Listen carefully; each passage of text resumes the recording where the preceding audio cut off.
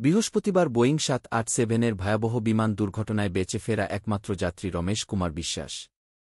আহত রমেশকে দেখতে শুক্রবার হাসপাতালে ছুটে যান ভারতের প্রধানমন্ত্রী নরেন্দ্র মোদী।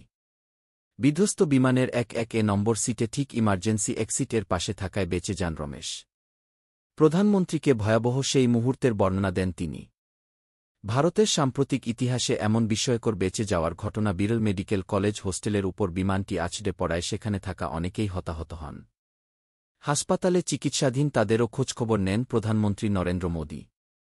বিমান দুর্ঘটনায় আহতদের সান্ত্বনা দেওয়ার পাশাপাশি হাসপাতালের চিকিৎসকদের সঙ্গেও কথা বলে দিক নির্দেশনা দেন তিনি। ঘটনা তদন্তে সরকার এরই মধ্যে উচ্চ পর্যায়ের কমিটি গঠন করেছে বলে জানিয়েছেন কর্মকর্তারা। বিমানটির ধ্বংসাবশেষ এখনও সরানো হচ্ছে। স্থানীয় গণমাধ্যম জানিয়েছে, শুধু মাটিতে থাকা লোকজনের মধ্যেই অন্তত ২-৪ জন নিহত হয়েছেন। ২০০৪-এর বেশি প্রাণহানির এই মর্মান্তিক ট্র্যাজেডির পর ভারতের বিমান চলাচলে নিরাপত্তা ব্যবস্থার দুর্বলতা নিয়ে প্রশ্ন উঠেছে। অর্জিতা শাহজিন, সময় সংবাদ। এটাকে পড়ে দাও।